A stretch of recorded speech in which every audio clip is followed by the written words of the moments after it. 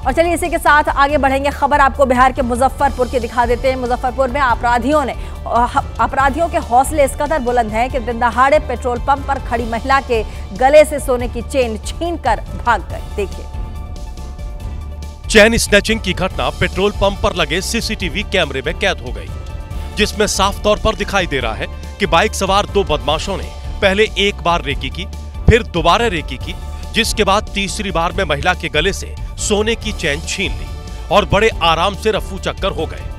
पीड़ित महिला घटना से एक पल के लिए हैरान रह गई। वहां पर मौजूद अन्य महिलाएं भी दंग रह गईं। सरेआम घटना से हड़कंप मच गया। वहीं बाइक पर नंबर प्लेट भी नजर नहीं आ रही थी, लेकिन सीसीटीवी में पीछे बैठे बदमाश का चेहरा साफ दिखाई दे रहा था। पुलिस सीसीटीवी फुटेज की मदद से बदमाशों की तलाश में जुटी है। और गुरुग्राम में अवैध वेयरहाउस पर कार्रवाई करने पहुंची डीटीपी की टीम पर हमला हो गया। ग्रामीणों ने कार्रवाई के विरोध में पुलिसकर्मियों पर पथराव कर दिया। देखिए, जेसीबी लेकर अवैध रूप से बने वेयरहाउस को तोड़ने पहुंची टीम को भागकर अपनी जान बचानी पड़ी, क्योंकि वेयरहाउस के पास बड़ी संख्या में मौजूद लोगों ने पत्थर फेंकने शुरू कर दिए। गुस्साए लोगों ने जेसीबी में तोड़फोड़ की। कुछ देर के लिए अफरा तफरी का माहौल बन गया। पुलिस टीम को उल्टे पांव वापस लौटना पड़ा। बताया जा रहा है कि जिस वक्त डीटीपी की टीम पर हमला हुआ, उस वक्त मानेसर नगर निगम की मेयर डॉक्टर इंद्रजीत के पति राकेश यादव और दो पार्षद वहां मौजूद थे। पुलिस ने मामले में 3 आरोपियों को गिरफ्तार किया है और भीड़ को उकसाने के आरोप में मेयर पति और दोनों पार्षदों की तलाश शुरू कर दी है। इतना ही नहीं, पुलिस हमला करने वाले करीब 60 लोगों की धरपकड़ में जुटी है। और चलिए इसी के साथ एक बड़ी खबर का रुख करेंगे। दिल्ली से गैंगवार की एक बड़ी खबर आ रही है। दिल्ली में गैंगवार की साजिश एक बार फिर से नाकाम कर दी गई है। गोगी गैंग से गैंगवार की साजिश को नाकाम किया गया है। टिल्लू ताजपुरिया गैंग के 2 शार्प शूटर्स को गिरफ्तार किया गया है। तस्वीर हम आपको टिल्लू ताजपुरिया के 2 शार्प शूटर्स की दिखा रहे हैं, जिन्हें फिलहाल गिरफ्तार कर लिया गया है। और दिल्ली में एक बार फिर से गैंगवार की साजिश को नाकाम कर दिया गया है। और यूपी के मेरठ में सरकारी महिला अस्पताल में उस वक्त हड़कंप मच गया। आपको बता दें, जब अस्पताल के लेबर रूम में आग लग गई, आग से उठे धुएं से अफरा तफरी का माहौल बन गया। देखिए, लेबर रूम में लगी आग से पूरे अस्पताल में धुआं धुआं हो गया। मरीजों, तीमारदारों और अस्पताल स्टाफ में हड़कंप मच गया। लोगों को सांस लेने में परेशानी होने लगी, जिसके बाद मरीजों को अस्पताल से बाहर निकाला गया। वहीं सूचना पर पहुंची फायर ब्रिगेड की टीम ने आग पर काबू पा लिया, लेकिन तब तक लेबर रूम जलकर खाक हो चुका था। गनीमत रही, समय रहते सभी मरीजों, तीमारदारों को बाहर निकाला जा चुका था, नहीं तो बड़ा हादसा भी हो सकता था। आग लगने की वजह शॉर्ट सर्किट बताई जा रही है, लेकिन हैरान कर देने वाली बात है कि अस्पताल में आग लग जाती है और फायर अलार्म भी नहीं बजते। इस घटना ने अस्पतालों में सुरक्षा मानकों पर एक बार फिर सवाल खड़े कर दिए हैं। और सीपी राधाकृष्णन की जीत के बाद दिल्ली से लेकर देश भर में हर बीजेपी दफ्तर में जश्न और बधाइयों का दौर शुरू हो गया, जिसकी शुरुआत खुद प्रधानमंत्री नरेंद्र मोदी ने की। देखिए,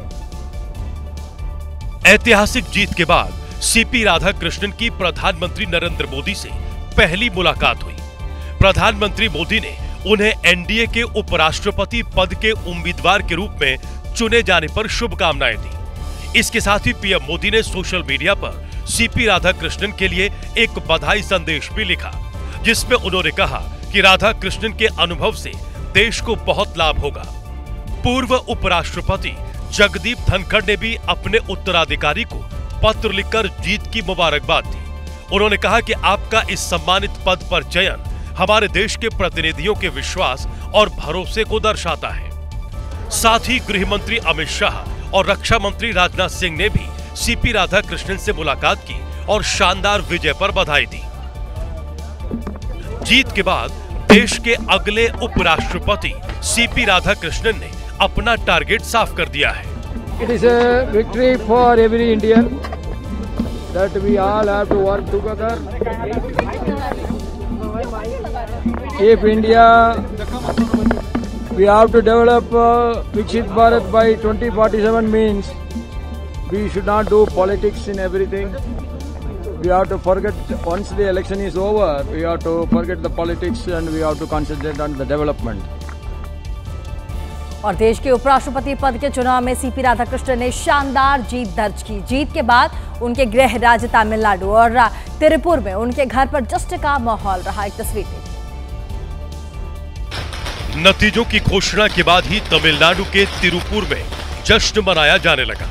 चारों तरफ पटाखे फोड़े गए, जैसे कि इस इलाके में दीपावली 43 दिन पहले ही आ गई हो। राधा कृष्णन के चाचा उनके बचपन की तस्वीरें दिखा रहे हैं और उनकी प्रगति और उपराष्ट्रपति पद पर पहुंचने तक की यात्रा पर गौरवान्वित हो रहे हैं। बॉम्बे गवर्नर இருந்தாரு, அதுக்கப்புறம் இப்போ வந்து உபராஷ்டிரபதி ஆகிறாரு, உபஜனாதிபதி ஆகிறது எங்களுக்கு எல்லாத்துக்கும் ரொம்ப சந்தோஷங்க. ராஜ்யசபையை ரொம்ப திறம்பட நடத்துவார். அவருடைய திறமை அளப்பரிய திறமை. அதை பார்த்து தான் நம்ம பிரதம மந்திரியை கூட்டிட்டு போய் நாமினேஷன் ஃபைல் பண்ணி அவருக்கு ஒரு இது ரொம்ப கௌரவம் பண்ணியிருக்காருங்க। 4 मई 1957 को तमिलनाडु के तिरुपुर में जन्मे सीपी राधाकृष्णन ने थुथुकुडी से बिजनेस एडमिनिस्ट्रेशन की पढ़ाई की। जीत के बाद उनके कॉलेज में भी खुशियों का माहौल है। He did his BBA in Vivo Chidambaram College in the year 1978. It's a highlight to note that and proud alumnus of Vivo Chidambaram College. Radha Krishnan की जीत के बाद तमिलनाडु में बीजेपी का झंडा लहरा रहा है और समर्थक जोश में हैं। इसके साथ ही बीजेपी ने सीपी राधाकृष्णन को देश का अगला उपराष्ट्रपति चुनकर ये स्पष्ट संकेत दे दिए हैं कि तमिलनाडु में उसे अपनी उपस्थिति दर्ज करानी है, जहां अगले साल विधानसभा चुनाव भी होने हैं।